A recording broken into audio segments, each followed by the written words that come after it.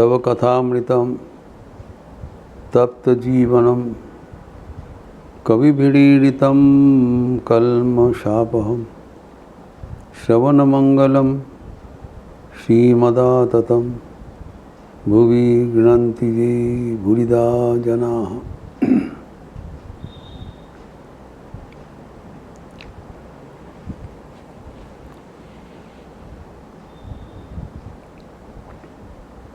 ठाकुर सत्प्रसंग कर रहे हैं। श्री रामकृष्ण का सत्प्रसंग बड़ा रोचक है। छोटी छोटी बातों के भीतर महत्वपूर्ण संदेश दे देते हैं।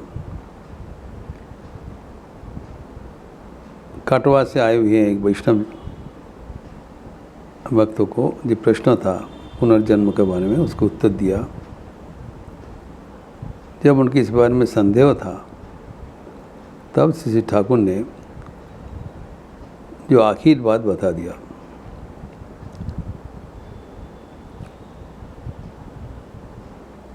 उन्होंने कहा कैसे ईश्वर में भक्ति लाभ हो उसको प्रचेष्टा करो।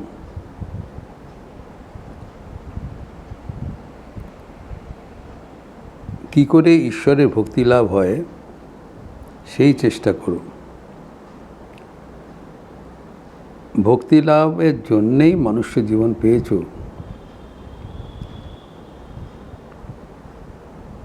উনকে বাণী है, আম খেতে এসছো, বাগানে কত হাজার ডাল, গাছে কত হাজার ডাল, কত লক্ষ পাতা, এসব খবরে কি দরকার? পুনর্জন্মের খবর, আম খেয়ে যাও। By these words he is giving a golden message to all of us। ये हमारे जीवन का एक सबसे महत्वपूर्ण संदेश दे दिया जो हम सबके लिए अत्यंत अनुधावन योग्य है। जीवन का उद्देश्य साफ बता दिया। ईश्वर के चरण में भक्ति लाभ करने के लिए ही ये मनुष्य जीवन मिला है। परिष्कार। तो कैसे ईश्वर में भक्ति लाभ हो ये प्रचेष्टा होना चाहिए। All our activity should be oriented on this goal. ये लक्ष्य के प्रति हमारे सब प्रकार प्रचेष्टा होना चाहिए।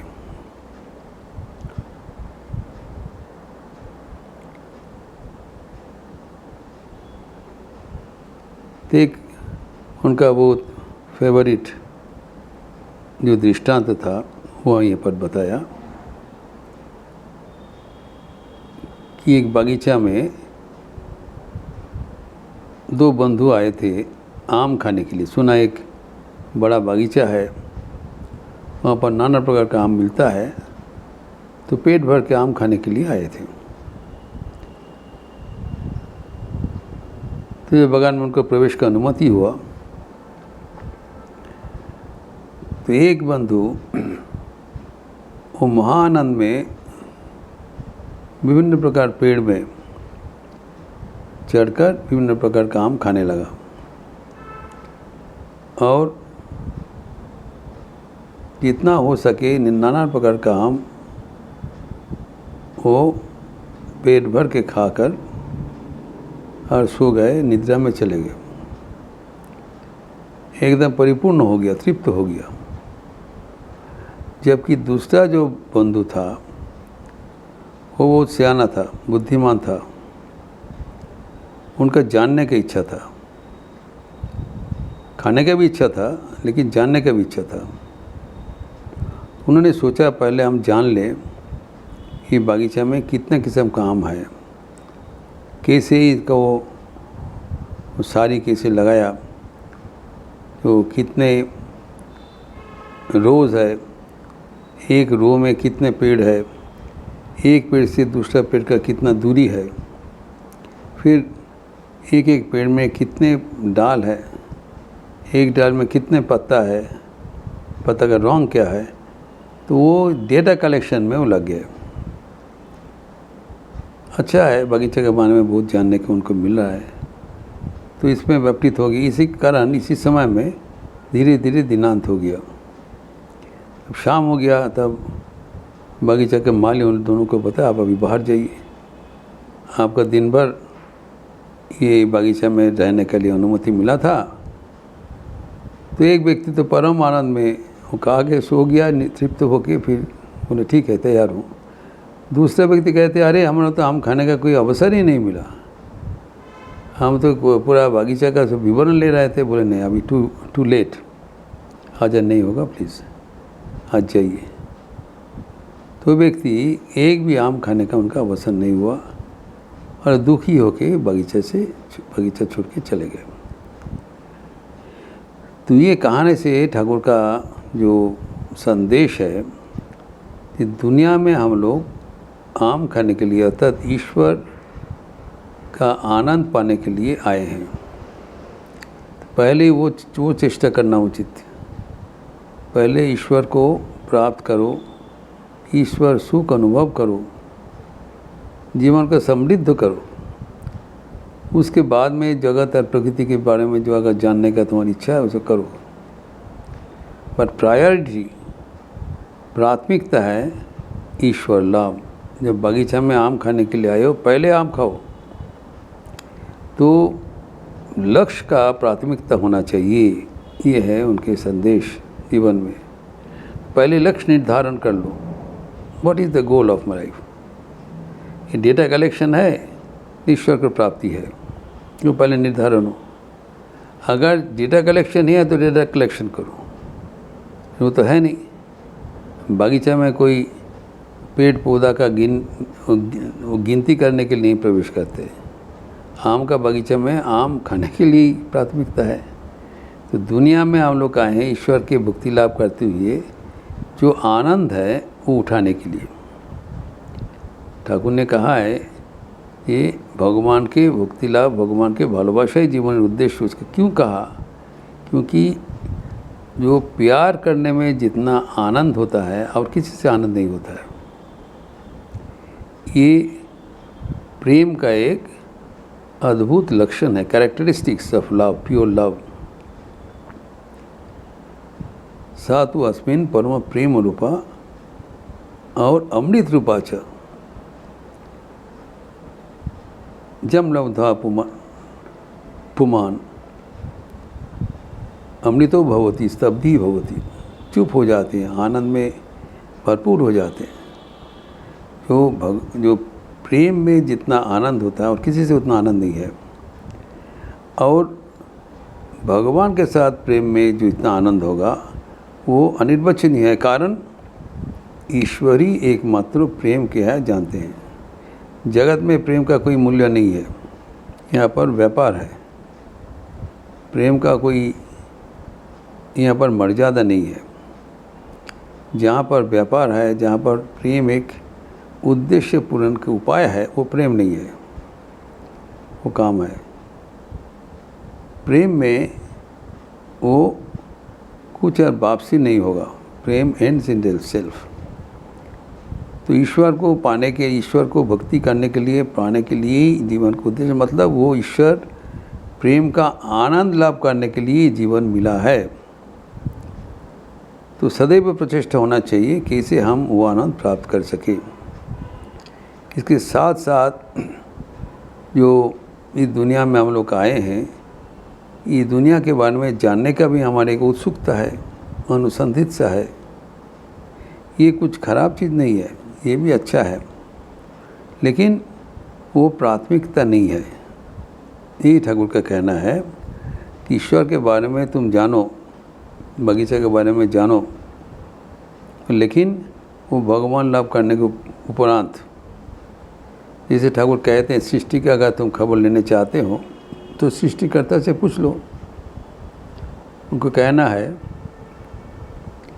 एक दूसरा उदाहरण देके कहते हैं जदू मल्लिक ठाकुर के एक विशिष्ट भक्त थे, अनेक उनका संपत्ति था।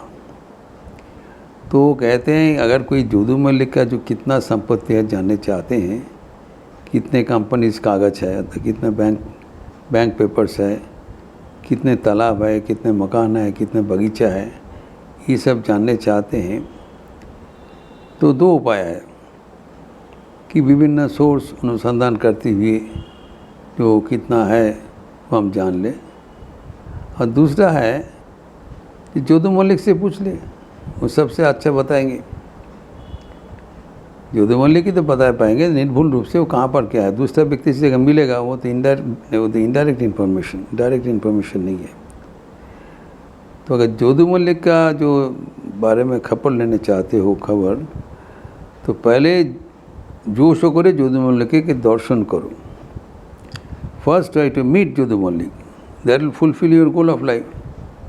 अगर जोधू मलिक को दर्शन करने के लिए तुम आए हो, पहले किसी उपाय से जोधू मलिक को दर्शन करो, फिर दर्शन के बाद अगर तुम उसके बारे में जानने चाहते हो उससे पूछ लो, और वो जो बताएगा निर्भुल होगा वो भी मिल जाएगा। अगर तुम्हारा ईश्वर के बारे में कुछ अनुसंधित सा है तो वो अभी keep it in the second priority. प्राथमिकता है कि ईश्वर को जानना, ईश्वर को दर्शन करना। तो जो भी हमारा कर्म राशि होगा, चिंतन होगा, प्रचेष्टा होगा, वो इस लक्ष्य के अनुरूप होगा, ताकि हम सबसे पहले ईश्वर को प्राप्त कर सकें। ईश्वर के प्राप्त करने के बाद फिर आप जो कुछ जानने चाहते हैं उसको पूछने से वो स्वयं बता देंगे। ठाकुर ये जो बोल रहे हैं ये आपने जीवन में अनुपालन किया। ठाकुर ने कहा जब मेरा भी अनुसंधित सत्ता जगत कैसा है, तो मैं सीधा जाके माँ को पूछा, भगवतारिणी को पूछा,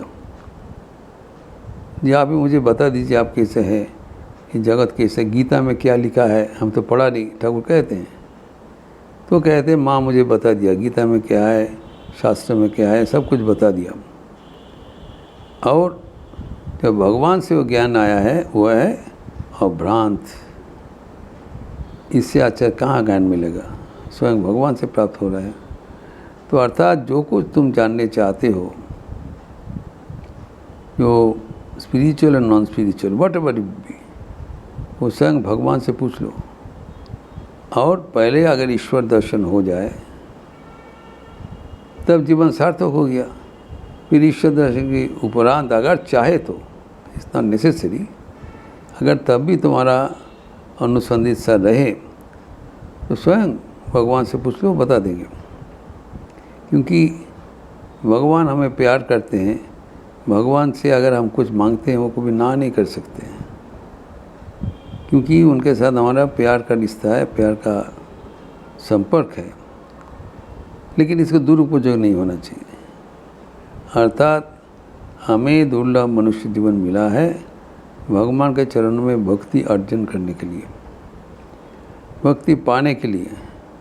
और भक्ति पाने के लिए जो कुछ हमारे चाहिए होगी वो वंदनीय है, आदरणीय है। तो ईश्वर के बारे में अगर वो अनुसंधित से रहे तो उसको पहले प्राथमिकता से वो नहीं करना चाहिए। पहले किसी उपाय से भगवान को प्राप्त करने के लिए आंतरिक साधन, भजन, प्रार्थना इत्यादि होना जरूरी है। और जब ईश्वर को प्राप्ति हो जाएगा तब चाहे तो जितना आप उसके बारे में जानना चाहते हो करो। इस प्रसंग को हम लोग और भी विस्तार करते हुए अगले दिन चर्चा करेंगे। ओम शांति शांति शांति। हरि ओम तत्सत। श्री राम कृष्णार्पणमस्तु। अच्छे रहिए, स्वस्थ रहिए, आनंद में रहिए। नमस्कार।